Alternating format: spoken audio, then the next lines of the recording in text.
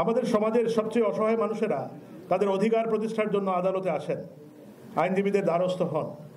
এই অসহায় মানুষগুলোকে আইনি সেবা প্রদানের যে নৈতিক দায়িত্ব আইনজীবীর রয়েছে, সেই দায়িত্ব পালনে আমাদের সবাইকে মানবিক হতে হবে।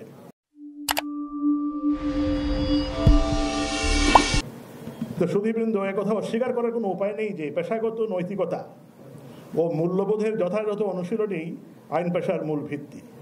যদি পেশাগত মূল্যবোধের অনুশীলন ব্যতি রেখে আইন চর্চা করা হয়, তবে আমাদের বিচারাঙ্গন পরিণত হবে নিছক কাঠ পাথরের কিছু স্থাপনায়।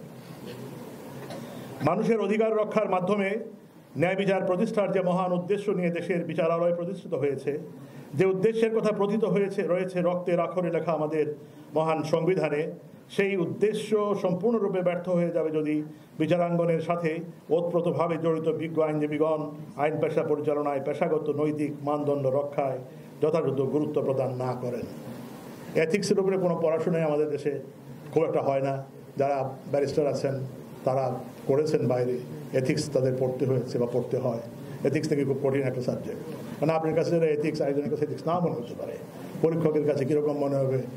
সুতরাং এটা পাশ করতে নাকি অনেক সময় খুব ডিফিকাল্টি হয়। তো এই যে নৈতিকতা, এটা সারা পৃথিবীর মানুষের কাছে মানুষ কিন্তু এটার উপরে পড়াশোনা করে। আমরাই শুধু নৈতিকতার কথা বলি, চর্চা করি কম, পড়িও না। সো এটা তো ডেফিনেটলি একটা খুব ইম্পর্টেন্ট একটা ইস্যু। আমাদের সমাজের সবচেয়ে অসহায় মানুষেরা তাদের অধিকার প্রতিষ্ঠার জন্য আদালতে আসেন, আইনজীবীদের দ্বারস্থ হন।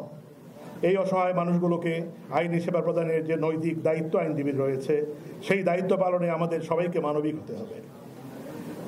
মনে রাখতে হবে, আইনজীবী হিসাবে আপনার সাফল্য কেবল মামলার জয় পরাজয়ের নিক্তিতেই মাপলে চলবে না, বরং আদালতে আইনের ব্যাখ্যা প্রদানে আপনি কতটা মানবিকতা ও উদারতার পরিচয় দিচ্ছেন, কিংবা মামলায় জয়লাভের তুলনায় আপনি ন্যায় প্রতিষ্ঠার গুরুত্ব প্রদান করছেন কিনা, এই বিষয়গুলোই কিন্তু আপনাকে একজন সত্যিকারের আইনজীবী হিসেবে অন্যদের কাছে পরিচয় করিয়ে দিবে।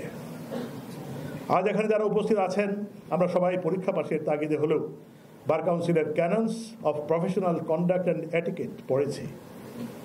পাশাপাশি এটাও সত্য যে সনদপ্রাপ্ত হওয়ার পর আইন পেশা পরিচালনা করতে এসে সেখানে কি কি লেখা আছে তা আমরা অনেকেই হয়তো ভুলে গেছি। এটা কিন্তু কিছুতেই কাম্য নয়।